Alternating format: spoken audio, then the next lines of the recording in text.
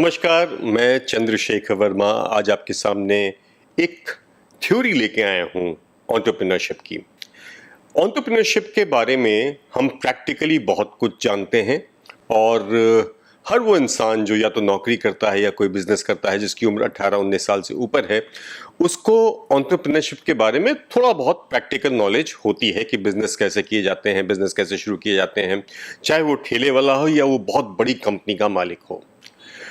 प्रश्न ये आता है कि इसकी थ्योरी पढ़नी जरूरी है कि नहीं है। मुझे लगता है कि पढ़ाई किसी भी प्रकार की हो, नॉलेज किसी भी प्रकार की हो, आपकी जिंदगी में काम तो आती ही है। तो इसकी थ्योरी भी अगर पढ़ ली जाए तो बहुत कॉन्सेप्ट्स आपके क्लियर हो सकते हैं और बिजनेस करने में आपको पहली बात आसानी हो सकती है, दूसरी बात आपको वो एक्यूमेन आ सकता है जो एक सक्सेसफुल बिजनेस के लिए जरूरी होता है। अब मैं आपसे एक प्रश्न करता हूं, लोग बिजनेस में क्यों आते हैं? कई सारे कारण हो सकते हैं। जो सबसे कॉमन कारण होता है ये कि दे इनहेरिट बिजनेस। अनिल अंबानी या मुकेश अंबानी ने धीरू भाई अंबानी का बिजनेस इनहेरिट किया, टाटाज ने बिजनेस इनहेरिट किया, बिरलाज ने बिजनेस इनहेरिट किया, यहाँ तक कि जो आपके आसपास की किराने की सब्जी की दुकानें हैं उसमें भी जनरली लोग बिजनेस इनहेरिट कर लेते हैं। दूसरा कारण, जब एम्प्लॉयमेंट सेटिस्फाइंग नहीं होता, आप कहीं पर नौकरी करते हैं और आप वहाँ पे प्रसन्न नहीं होते हैं, खुश नहीं होते हैं, तो आप चाहते हैं कि कुछ अपना काम करें। तीसरा, जब आपके पास पैसा कमाने का एक जुनून होता है और आपको लगता है कि सर्विस करके, जॉब करके मैं उतना पैसा नहीं कमा पाऊंगा, तब आप बिजनेस में आते हैं। चौथा, नौकरी का ना मिलना भी एक कारण हो सकता है। पांचवा, आपके अंदर रिस्क टेकिंग एबिलिटीज है, तो आपका जो टैलेंट है रिस्क टेकिंग का, वो शायद जॉब में उतना यूटिलाइज ना हो रहा हो। तो ये सारी चीजें आपको, और भी कारण हो सकते हैं, मैंने आपको मोटे मोटे 5-6 कारण गिना दिए। तो इन कारणों से आप बिजनेस में आते हैं। अब इन्हीं कारणों को हम थोड़ा सा थ्योरेटिकल होके देखेंगे कि जो हमारे पास मॉडल्स ऑफ एंटरप्रेन्योरशिप हैं वो क्या हैं। जब हम एक व्यक्ति की मानसिकता को स्टडी करें तो उसमें क्या बिजनेस करने का एक्यूमेन है या नहीं है, ये पता चल सकता है। क्योंकि मैं खुद भी बिजनेस के साथ साथ साइकोलॉजी का स्टूडेंट भी रहा हूं, तो मुझे मालूम है कि लोगों के अंदर बिजनेस करने की जो कैपेबिलिटीज होती हैं वो अर्ली डेज में ही दिखने लग जाती हैं। उनका बिजनेस माइंडेड होना, उनका मनी माइंडेड होना, उनका एक विजन होना, एक अलग चीज़ें दर्शाता है उनमें। तो एक साइकोलॉजिकल थ्योरी है जिसमें कि आपका एटीट्यूड और आपका माइंडसेट तय करता है कि आप बिजनेसमैन बन सकते हैं या नहीं। अब ये जो थ्योरीज हैं, जो साइकोलॉजिकल थ्योरीज हैं, इनमें सबसे पहले हम बात करते हैं नीड ऑफ अचीवमेंट की, फिर लोकस ऑफ कंट्रोल की, फिर साइकोडायनेमिक मॉडल की और रिस्क टेकिंग प्रोपेंसिटी की। तो इन चारों की हम बात करेंगे इस सेशन में। सबसे पहले नीड ऑफ अचीवमेंट मॉडल।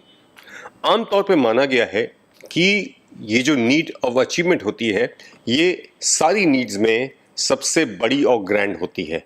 जब आपको एक सेंस ऑफ अचीवमेंट आने लगता है तो आप और चीज़ें करना चाहते हैं। देखिए, ज़्यादातर जब हम लोग बिजनेसमैन को देखते हैं तो यही सोचते हैं कि ये पैसा कमा रहे हैं, लेकिन जो आदमी 1000 करोड़, 2000 करोड़, 5000 करोड़, 1 लाख करोड़ कमा चुका है, अब उसके लिए पैसा इंसेंटिव है या नहीं है सोचना बहुत मुश्किल है, क्योंकि उसने इतना कमा लिया है कि उसकी कई पुश्तें उस पैसे को खर्च नहीं कर पाएंगी। पर तब भी वो पैसा कमाने में, नया बिजनेस शुरू करने में लगा हुआ है। आप अंबानी का उदाहरण दे सकते हैं। उन्होंने इतना पैसा इकट्ठा कर लिया है कि अब उनको कई पुश्तों तक चिंता करने की जरूरत नहीं। उनकी पुश्तें यदि वो पैसा बर्बाद भी करेंगी तब भी खत्म नहीं होगा। लेकिन उसके बाद भी मुकेश अंबानी रोज नए बिजनेस पे आंख रखते हैं, उसको शुरू करने की कोशिश करते हैं। तो वो ये ऐसा क्यों कर रहे हैं? Because it gives him a sense of achievement. तो यहां पे नीड ऑफ अचीवमेंट आता है। और मान के चलिए कि आप जिंदगी में किसी वजह से सक्सेसफुल नहीं महसूस कर रहे हैं और आपको एक अचीवमेंट मिल जाती है तो आपको मोटिवेट कर देता है। तो एक रीजन बिजनेस पे आने का नीड ऑफ अचीवमेंट हो सकता है। अब नीड ऑफ अचीवमेंट थ्योरी को सब लोग एक्सेप्ट नहीं करते हैं, किसी भी थ्योरी में पूरी तरह से उसको एक्सेप्ट नहीं किया जा सकता। तो इसमें भी कुछ ऑब्जर्वेशंस और क्रिटिसिज्म होते हैं। पहली बात ये कि इसमें एक कॉन्ट्रडिक्शन दिखाई पड़ता है लोगों को कि एक तो अगर यूं पूछा जाए, जैसे मैंने भी आपको बताया, अंबानी साहब का आपको उदाहरण दिया, कि केवल अचीव करने के लिए वो बिजनेस क्यों करेंगे। अगर मान लीजिए उन्होंने अभी जियो का बिजनेस शुरू किया 3-4 साल पहले, और मान लीजिए उसमें रेवेन्यू ना हो, तो वो बिजनेस क्यों करेंगे। तो यहीं पर कंट्रडिक्शन दिखाई पड़ सकता है थोड़ा सा। और कुछ लोगों का ऐसा कहा जाता है कि अचीवमेंट सेंस बहुत हाई नहीं होता है। तो इस पे भी मैं मान लेता हूं, क्योंकि अपवाद होते हैं और ऐसा हो सकता है कि किसी को अचीवमेंट बहुत मोटिवेट ना करता हो, वो भी एक लेवल पे पहुंच जाए और सैचुरेट कर जाए। फिर ये बहुत इनकम्प्लीट सी थ्योरी है, इसमें कोई डायरेक्शन नहीं है। तो इस तरह के इसके कुछ क्रिटिसिज्म होते हैं नीड ऑफ अचीवमेंट के। दूसरे पे हम आते हैं लोकस ऑफ कंट्रोल पे। अब लोकस ऑफ कंट्रोल क्या है। लोकस ऑफ कंट्रोल जैसा अपने नाम से जाहिर होता है कि किसी भी संस्था में रहने पे सेंट्रल, यानी जो आपका वजूद है वो इंपॉर्टेंट हो। मैं आपको अपना ही उदाहरण देता हूं। मैंने पहले टाइम्स ऑफ इंडिया में काम किया और वहां पर मैं एक रीजनेबली सीनियर पोजीशन पे था और मेरे पास एक अपना डिपार्टमेंट था। तो मेरे पास एक टीम थी और मेरे पास डिसीजन मेकिंग की पावर थी। जहां पे पावर नहीं थी वहां पे मैं अपने सीनियर्स को कन्विंस करके अपने पक्ष में डिसीजन करवा भी लेता था। अपने पक्ष में मतलब संस्था के पक्ष में। तो मुझे निर्णय लेने में या निर्णय मिलने में दिक्कत नहीं होती थी। फिर मैंने वो संस्था छोड़कर जब दूसरी कंपनी ज्वाइन की, तो शुरू के दिन थे, तो वहां पर ऑलरेडी कोई और व्यक्ति इस तरह की पोजीशन में था। तो there I became little uncomfortable, क्योंकि मेरे हाथ से मुझे लगा कंट्रोल छिन रहा है। सास बहू का जो घर में प्रॉब्लम है, उसमें भी तो यही होता है कि एक टाइम पे सास को लगने लगता है कि बहू उसका वर्चस्व खत्म कर रही है। किचन पे उसका वर्चस्व है, स्टोर पे उसका वर्चस्व है, चाबियां घर की उनके पास रहती हैं, लेकिन ग्रेजुअली वो ट्रांसफर ऑफ पावर होता है। वहां पे अक्सर देखा जाता है जो मदर इन लॉज होती हैं वो थोड़ा सा परेशान हो जाती हैं। तो लोकस ऑफ कंट्रोल यानी आपको कंट्रोल करना है। अब लोकस ऑफ कंट्रोल के भी दो हिस्से हैं। एक इंटरनल, यानी आप के जो इंटरनल एफर्ट्स हैं उनसे आप डिसाइड कर लेते हैं गुड और बैड क्या है। और दूसरा ये कि आपका बाहर, अपने बाहर आपका क्या कंट्रोल है। पहला सेल्फ पे कंट्रोल कितना है, दूसरा बाहर कंट्रोल कितना है। अब चूंकि हम लोग जिस भी विषय पे बात करेंगे उसमें हम उसके ऑब्जर्वेशंस और क्रिटिसिज्म की भी बात करेंगे। तो यहां पर क्या है कि जो लोकस ऑफ कंट्रोल का जो क्रिटिसिज्म है वो बेसिकली इसी पे है कि इसमें आपस में ही कंट्रडिक्शन हो सकते हैं। यानी आप इंटरनली कंट्रोल में आ गए और एक्सटर्नल कंट्रोल आपको नहीं मिल रहा है, तो आप सरवाइव कर पाएंगे। और अक्सर ये होता है कि आपको एक्सटर्नल कंट्रोल मिल रहा है पर आप इंटरनल कंट्रोल में नहीं है। मसलन कोई ऐसी पॉलिसी है जिसके लिए आपकी आत्मा गवारा नहीं होती है, पर उसको करने से आप अपने लोगों पे कंट्रोल रख सकेंगे। तो आपने अपने पे तो कंट्रोल खो दिया, लोगों पे कंट्रोल कर लिया। और ठीक इसका उल्टा भी हो सकता है कि आपने औरों पे कंट्रोल नहीं कर पाया, अब अपने पे कंट्रोल कर लिया। तो यू हैव टू बैलेंस, और इसीलिए इस थ्योरी को थोड़ा सा क्रिटिसाइज किया जाता है। प्लस अभी चूंकि रिसर्चेस चल रही हैं, अक्सर ये होता है कि दुनिया प्रैक्टिकल रूप से पहले से काम करती रहती है और साइंस आके उसका लॉजिकल रीजन देने लगती है, साइंस या लॉजिक। तो अभी इस पे लॉजिकल रिसर्च चल रही है और इसको भी इसलिए 100% एक्सेप्ट नहीं किया जा सकता। जो लोग काम करते हैं उनको कंट्रोल पसंद है। तो अगर आप अपने पास लोकस ऑफ कंट्रोल रखेंगे और आपके ऑर्गेनाइजेशन में कोई ऐसा व्यक्ति है जो बहुत केपेबल है, एक क्रिकेट टीम में समझ लीजिए कि जो कैप्टन है उसके पास लोकस ऑफ कंट्रोल होना चाहिए, लेकिन अक्सर कोई अच्छा बैट्समैन या अच्छा बॉलर अपनी बॉल करते वक्त अपनी फील्ड सेट करना चाहता है और कैप्टन से हो सकता है डिसएग्री कर जाए, तो हो सकता है इन दोनों के बीच में कॉन्ट्रडिक्शंस हो जाएं। थर्ड जो मॉडल की बात कर रहे हैं हम, पहला हमने बात की थी नीड ऑफ अचीवमेंट की, फिर हमने बात की लोगस ऑफ कंट्रोल की। अब हम साइको डायनेमिक मॉडल की बात कर रहे हैं। इसको कैट्स डी वरीज ने प्रपोज किया था और इसमें कहा था कि जो लोग थोड़े से ट्रबल्ड बैकग्राउंड से आते हैं वो सेल्फ डिपेंडेंट होना चाहते हैं, यानी जिनका बचपन थोड़ा सा ट्रॉमेटिक रहा हो, उनको बहुत अच्छा बचपन ना मिला हो, उन्होंने अपने घर पे माता पिता की लड़ाई देखी हो, या फिर सिंगल पेरेंट घर पे रहे हो वो, तो इन लोगों को बिजनेसमैन बनने का मन करता है। इसके पीछे थ्योरी ये हो सकती है कि वो इंडिपेंडेंट होते हैं शुरू से और उनका बहुत विश्वास ह्यूमन रिलेशन पे नहीं होता है, तो वो कोप नहीं कर पाते हैं बहुत लोगों के साथ। तो आप अपने जूनियर्स के साथ तो कोप कर सकते हैं, अपने सीनियर्स के साथ कोप करना मुश्किल होता है। तो जब ऐसी ईगो आपकी बन जाती है तो it becomes difficult to deal with people. So the psycho dynamic model tries to explain that. और इसमें जो मैंने जैसे आपको बताया कि जो लोग हो सकते हैं, ब्रोकन मैरिज हो सकती है, बहुत गरीबी आपने देखी हो बचपन में, आप रेफ्यूजी हों या आपके साथ अनफॉर्चुनेटली चाइल्ड अब्यूज़ हुआ हो, इस तरह के लोग जब इस बैकग्राउंड के लोग आते हैं तो एक वेंजेंस लेके आते हैं, एक बदले की भावना लेके आते हैं।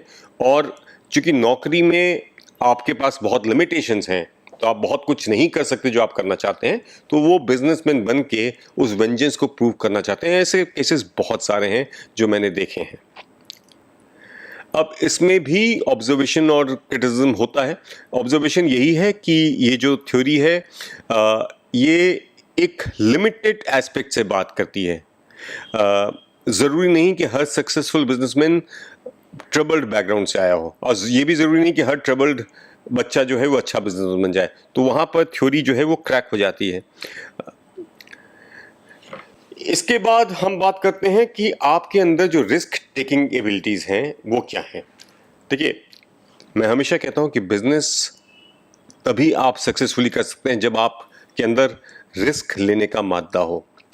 रिस्क है क्या? रिस्क वो है कि जो सेफ गेम है वो आप ना खेलें। दुकान खोली, दिन भर में 500 का रुपया का माल बेचा और अगले दिन दुकान बंद कर दी। फिर कोई व्यक्ति आया, बोला कि दुकान के अंदर थोड़ा सा रिनोवेट करो, जगह बनाओ और मैं तुमको एक नया प्रोडक्ट रेंज देता हूँ। मान लीजिए किराने की दुकान है और उसमें कोई आता है, कहता है कि मैं आपको रेडी टू ईट फूड की एक कैटेगरी आई है, तो आप थोड़ा सा फ्रिज वगैरह खरीद लीजिए और स्टोरेज करिए क्रिएट, मैं आपको देता हूँ, उसमें बहुत फ़ायदा है। ये व्यक्ति जो ऑलरेडी किराना की शॉप चला रहा है कहता है छोड़ो यार, इतना पैसा क्यों लगाएं हम। अरे भाई, इतना पैसा इसलिए लगाओ कि ये तुम्हारा बिजनेस बढ़ेगा। कौन बढ़ाना चाहता है? So there are people who do not take risk, they want to play safe. Cricket में बैटिंग करते वक्त आपके दिमाग में ऐसे बैट्समैन आ जाएंगे जो रिस्क नहीं लेते हैं। बहुत पहले एक पाकिस्तान के बैट्समैन थे मुदस्सर नज़र साहब, उन्होंने दिन भर खेलने के बाद शायद 50-60 रन बनाए थे। तो ऐसे लोग भी होते हैं जो रिस्क नहीं लेते हैं, वो उसी बॉल पर शॉट मारने की कोशिश करेंगे जो बहुत लूज होगी, अदरवाइज नहीं मारेंगे। एक दूसरी कैटेगरी होती है गैम्बलर्स की। गैम्बलर्स क्या करते हैं कि वो ज़्यादा ही रिस्क ले लेते हैं, बिना सोचे समझे रिस्क ले लेते हैं, तो वो भी गलत है। सही क्या है? सही है कि आपको एक कैलकुलेटेड रिस्क लेना है। रिस्क तो लेना है, देखिए ग्रोथ इज इंपॉर्टेंट, और आप अपने लिए ग्रोथ मत सोचिए। आपके ऊपर आपका परिवार है, आपकी संस्था में, आपकी दुकान पे जितने लोग काम कर रहे हैं वो भी आपके ऊपर डिपेंडेंट है। जब आप रिस्क लेते हैं, थोड़ा सा आगे बढ़ते हैं, तो इन सब का फायदा होता है। आपकी जिम्मेदारी सरकार के प्रति भी है, तो आप अगर ज़्यादा कमा के ज़्यादा टैक्स देंगे तो आप देश के लिए अच्छा कर रहे हैं। अगर आप देशभक्त हैं और आपको नेशनलिज्म का फेवर है तो रिस्क लीजिए, आगे बढ़िए, देश को भी फ़ायदा होगा क्योंकि आपका बिजनेस बढ़ेगा तो बहुत सारे उसके साथ जुड़ी हुई चीज़ें होंगी, जो फाइनेंशियल एक्टिविटीज़ होंगी, and country will benefit from them. अब रिस्क टेकिंग का जो क्रिटिसिज्म है वो ये है कि लालच हो जाता है इसमें कभी कभी, और बिना एक्सपर्टीज़ के लोग इसमें आ जाते हैं। हालांकि मेरा ये मानना है कि it is welcome to have experts, but when you starting a new business experts कहाँ से लाएंगे आप? तो एक्सपर्ट किसी स्किल का व्यक्ति, देखिए यहाँ पे एटीट्यूड और स्किल और नॉलेज 3 चीज इन्वॉल्व हैं। जो नया व्यक्ति होता है जिसके पास अनुभव उस फील्ड का नहीं है, मुझे याद है जब मोबाइल फोन्स लॉन्च हुए थे तो जो टीम्स बनी थी डिफरेंट कंपनीज की, लोगों को लिया गया था, उसमें कोई भी मोबाइल बैकग्राउंड का नहीं था। हो भी कैसे सकता है, मोबाइल था ही नहीं उसके पहले। तो आपने क्या किया, आपने अनस्किल्ड लोगों को लिया but they had the attitude और नॉलेज आप उनको दे सके क्योंकि आपके पास थ्योरी थी। तो नॉलेज और एटीट्यूड यदि हो तो स्किल्स सीखी जा सकती हैं। तो यहाँ पर जो रिस्क लेते हैं वो अगर स्किल्स सीख जाएं तो उसमें रिस्क नहीं होता, तब वो कैलकुलेटेड रिस्क हो जाता है। अब हम दूसरे पे चलते हैं। अभी हमने साइकोलॉजिकल थ्योरीज की बात की, अब हम सोशियोलॉजिकल थ्योरीज की बात करते हैं एंटरप्रेन्योरशिप की। क्या है कि जहां साइकोलॉजी है वो आपका अपना एक माइंडसेट है, आपके मस्तिष्क के अंदर क्या चल रहा है वो साइकोलॉजिकल है। सोशियोलॉजिकल में क्या है कि आपका बिहेवियर, आपका लाइफस्टाइल, आपके साथ और लोग भी जुड़ने लगते हैं। साइकोलॉजिकल इज मोर और less individual, sociological is more about people. सबसे पहली सोशल मार्जिनैलिटी मॉडल है। सोशल मार्जिनैलिटी मॉडल का मतलब यह है कि जब आप किसी समाज से कट के अलग हो जाते हैं और कहते हैं ना कि मार्जिनल मैन, आप लेसर मॉडल होते हैं, आपके पास अचीवमेंट लेस होता है, आप कॉम्प्लेक्स्ड होते हैं, तो आपका मन करता है कि आप पैसा कमाएं और बिजनेस में आएं। तो उस तरह से जो सोशल मार्जिनली जो समाज से कटे हुए हैं उनको वापस आने की, एक बाउंस बैक करने की इच्छा उनके अंदर होती है। तो वो सोशल मार्जिनैलिटी मॉडल कहलाता है वो। इसमें भी क्रिटिसिज्म है। क्रिटिसिज्म ये है कि बहुत इंपॉर्टेंट डेटा नहीं अवेलेबल है इसको प्रूव करने का। जैसा अभी मैंने साइकोलॉजिकल में भी बताया था कि डिप्राइव्ड होने से ही आप सक्सेसफुल होंगे ऐसा कोई नियम नहीं बनता है, या जो सक्सेसफुल होंगे वो डिप्राइव्ड ज़रूरी है कि हों, ऐसा भी कोई आपको नहीं मिलता है। इसके बाद नेक्स्ट है एथिनिसिटी। एथिनिसिटी का मतलब यह है कि आपका एक रेस है या कल्चर है बिजनेस करने का। जैसे कहा जाता है ना कि हिंदुस्तान में जो वर्ण व्यवस्था है उसके अनुसार जो वैश्य हैं they are suppose to be business people. आप किसी भी ऐसे जो बनिया कास्ट जिसको कहते हैं, गुप्ता होते हैं, अग्रवाल होते हैं, वैश्य होते हैं, इसमें इन लोग से आप पूछिए तो जनरली लोगों को आपको मिलेगा कि ये लोग बिजनेस करते हैं। तो ये एथनिक इनके पीछे बैकग्राउंड है। अलग अलग कास्ट का अलग अलग रोल होता था। चीज़ें बदल रही हैं, खासतौर से इंडिया के बाहर तो आप इस चीज़ को एकदम इस्टेब्लिश नहीं कर सकते कि किसी एथिनिसिटी का। ज्योग्राफिकल लोकेशंस हो सकती हैं। अब क्या है कि एक पूरा मान लीजिए कस्बा है जहाँ सारे बिजनेसमैन रहते हैं, तो बचपन से ही बच्चे अपने आसपास जब बिजनेस के लोगों को देखते हैं तो उनके अंदर भी एक माहौल बन जाता है। तो एक this is more of a geographical thing then social thing. फिर इंटरजनरेशनल इनहेरिटेंस, जो अभी मैंने आपको बताई कि आप अक्वायर करते हैं बिजनेस, आप इनहेरिट करते हैं बिजनेस। बड़े बड़े नाम हैं, छोटे छोटे नाम भी हैं कि एक जो बिजनेसमैन का बेटा होता है वो आमतौर पर बिजनेस करता है, पॉलिटिशियन का बेटा पॉलिटिक्स में जाता है, डॉक्टर्स के बेटे डॉक्टर्स बनते हैं, तो बिजनेसमैन का बेटा भी बिजनेस में जाता है। देखिए बड़ी कॉमन सी बात है, अगर if he is having a good business, तो जब उसके करियर बनाने की बात आती है तो कहीं ना कहीं उसके माँ बाप उसके मन में डाल देते हैं, और ना सिर्फ माँ बाप बल्कि उसकी सोसाइटी भी कहती है तुम्हें क्या है, तुम तो दुकान चलाओगे, तुम्हारी तो इतना बड़ा बिजनेस है, तुम्हारी तो इतनी बड़ी फैक्ट्री है।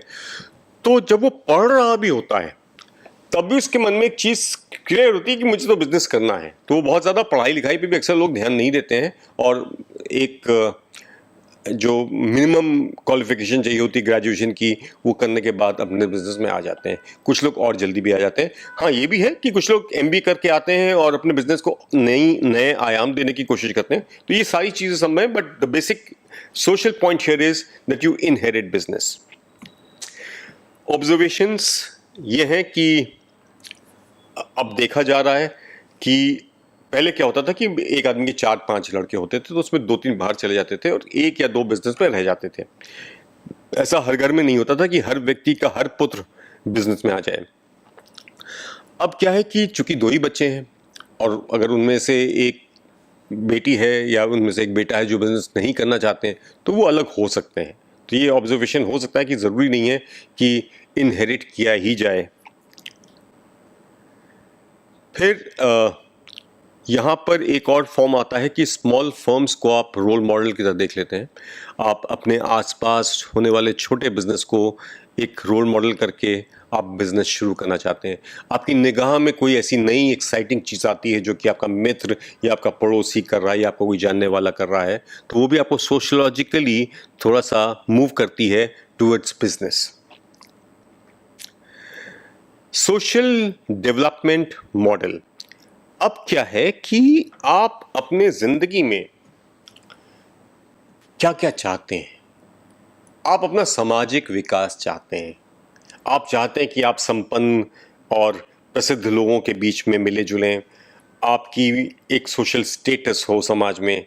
तो ये जो मैस्लो की थ्योरी है नीड ऑफ हायरार्की, कुछ कुछ वैसी चीज़ें यहाँ पे आ रही हैं कि आप जब उसमें चौथे लेवल पे पहुँचने लगते हैं तो वहाँ पर बिजनेस की चाहत आ सकती है। एक इसका मैं आपको उदाहरण देता हूँ कि बहुत सारे लोग जो जॉब में होते हैं और अच्छी जॉब में होते हैं, मसलन आईएएस ऑफिसर्स, जब वो रिटायर्ड होते हैं तो उसके बाद वो बिजनेस शुरू करते हैं। ऐसे में हज़ारों केसेस को जानता हूँ जहाँ पर रिटायरमेंट के बाद लोगों ने बिजनेस शुरू किया।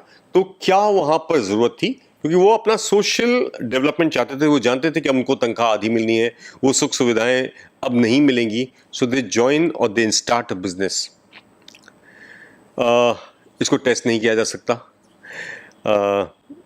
सोशल इवेंट्स इम्पॉर्टेंट हैं और देखिए ये जितने मैंने आपको मॉडल्स बताए इनके आपको छोटे छोटे एग्जाम्पल्स मिल जाएंगे। There is no theory which is absolute. Every theory plays a small role. So if we take a chunk of 100 businessman तो सबके अंदर इनमें से कोई ना कोई एक रीजन हो सकता है। Level of education is also important. आप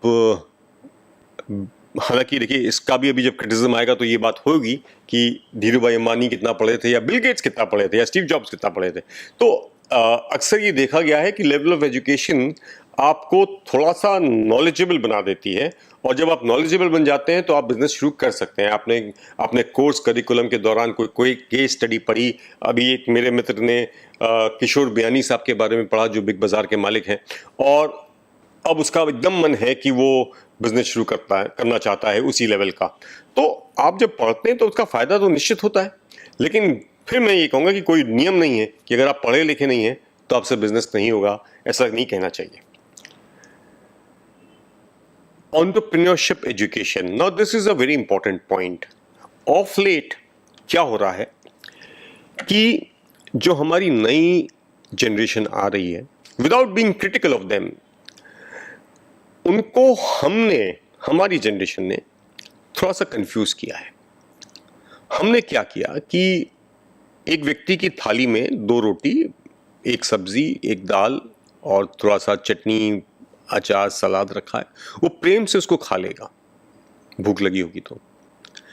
अब आप उसके सामने एक प्लेट में तो यही रखिए, रोटी दाल चावल, दूसरे में डोसा और इडली रख दीजिए, तीसरे में छोला भटूरा रख दीजिए, चौथे में चिकन मटन रख दीजिए, 5वें में चाइनीज रख दीजिए, 6ठे में पिज़्ज़ा रख दीजिए और उससे कहेंगे कुछ भी खा लो। अब वो कुछ भी ठीक से नहीं खा पाएगा अनलेस अनटिल उसको बहुत पसंद हो कुछ, बट थोड़ा थोड़ा वो सब खाएगा लेकिन उसका पेट या उसका मन नहीं भरेगा। So what we have done to the new generation, we have given them plenty of choices. और जब इनके पास चॉइस ज़्यादा हो जाती हैं तो निर्णय नहीं ले पाते।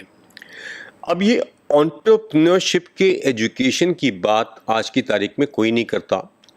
ज़्यादातर लोग अपने बच्चों को नौकरी के लिए पढ़ा रहे हैं कि वो नौकरी करेगा। पहली कोशिश होती है कि उनको डॉक्टर्स या इंजीनियर्स बनाया जाए, फिर कोशिश होती है कि वो लॉ में चले जाएं, फिर कोशिश होती है कि वो चार्टर्ड अकाउंटेंसी या कंपनी सेक्रेटरी का कोर्स कर लें, फिर ये होती है कि एमबीए कर लें। तो हर जो तरीका है ये पढ़ाई का, ये एक जॉब की तरफ ले जा रहा है। अभी कुछ दिन पहले हमारे प्राइम मिनिस्टर ने एक सजेशन दे डाला कि कुछ नहीं करने से तो अच्छा है कि आप लोग पकौड़ी तल लें। अब पकौड़ी तलना एक ऐसा वक्तव्य था जो लोगों को इमोशनली थोड़ा हिट कर गया कि आप देश के पढ़े लिखे लोगों से, जो इंजीनियर्स बन गए हैं, जो MBA कर चुके हैं, उनसे आप क्या कह रहे हैं कि वो पकौड़ियाँ तलें। देखिए, जो सिंबॉलिज्म था पकौड़ी तलने का, वो ये नहीं था कि वाकई आप तेल, कढ़ाई और बेसन लेके पहुंच जाइए और पकौड़ियाँ तलना शुरू कर दिए। This was just a suggestion to become entrepreneur, यानी अपना बिजनेस शुरू करो।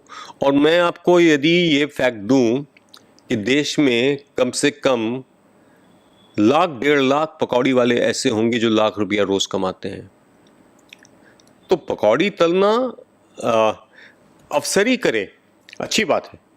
और उस अफसरी में तनख्वाह हो 20,000 की और ऊपर की कमाई 2 लाख की हो, उसको आप ज्यादा इज्जत से देखेंगे बजाय कि पकौड़ी तलने वाले को।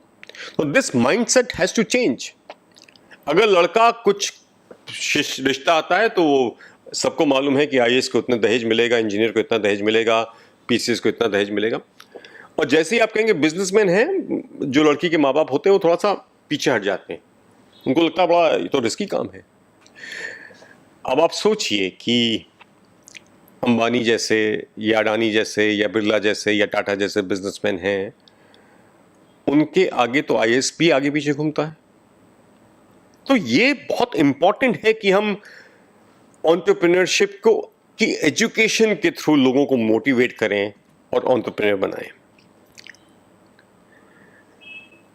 फिर वही है कि कोई हमें पास डेटा नहीं है इसको एस्टैब्लिश करने का, लेकिन मुझे लगता है कि जैसे जैसे टाइम बीतेगा ये डेटा स्ट्रांग होता जाएगा और people who are getting educated on entrepreneurship will have more chances of becoming an entrepreneur. ऐसा डेटा मुझे लगता है कि भविष्य में हमारे सामने आएगा। एक्सपीरियंस, आपने एक प्रिंटिंग हाउस ज्वाइन किया और आप ही के सामने वहाँ मशीन लगाई गई। उसके बाद आप मार्केट में गए और आपने लोगों को प्रेरित किया कि वो अपनी बुक्स आपके यहाँ छपवाएं। तो आपने करीब 10 साल लगाए। आपने प्रिंटिंग प्रेस एक लगवाई, उसके बाद वो आउट ऑफ डेट हो गई तो आपने दूसरी लगा ली। आपने कई तरह के लेखकों को बुलाया, आपने नए नए आइडियाज़ लगाए, आपने जर्नल्स भी छापने शुरू कर दिए, आपने कॉफ़ी टेबल बुक्स भी छापी, आप स्टेट ऑफ द टेक्नोलॉजी आप सिस्टम्स ले आए। और 10 साल बाद आपको लगा कि मुझे इस सारे काम की तनख्वाह कम मिल रही है। आपके पास नो हाउ है, आपने प्रिंटिंग हाउस किसी और के लिए स्टैब्लिश किया हुआ है। आप बाहर निकले, आपने लोन लिया और आपने अपना बिजनेस खोल दिया। दिस इज़ वेरी लाइकली, ये हाईली प्रोबेबल है कि ऐसे चीज़ें होती हैं और इसमें कोई बुराई नहीं है। इसी तरह से नए नए ऑर्गेनाइजेशंस शुरू होते हैं। क्रिटिसिज्म इसका भी हो सकता है, मैं उस पर ज़्यादा जाऊंगा नहीं क्योंकि बात वही रिपीटेड होगी। Socio economic factors and small firms performance, आप कितना पढ़े लिखे हैं, आपकी एंटरप्रेन्योरशिप एजुकेशन कितनी है, आपका एक्सपीरियंस कितना है, ये सारी चीज़ें ऐड करती हैं और आपको एक सक्सेसफुल बिजनेसमैन बनाने में मदद करती हैं। तो ये कुछ थ्योरीज थी जो मैंने आज देखी और आपसे शेयर की। फिर मेरी एक बात याद रखिएगा कि nothing succeeds like success. Theories generally follow practical success. अगर आप प्रैक्टिकली सक्सेसफुल हैं तो आपने जो कुछ भी किया है वो थ्योरी है। तो ये जितने मॉडल्स हमने आपको बताए इनको आप जहन में रखिए, इनको समय के साथ साथ रिव्यू करते रहिए। ये डायनेमिक वर्ल्ड है बिजनेस की, चेंज होती रहती है, लेकिन आपको आगे बढ़ना है।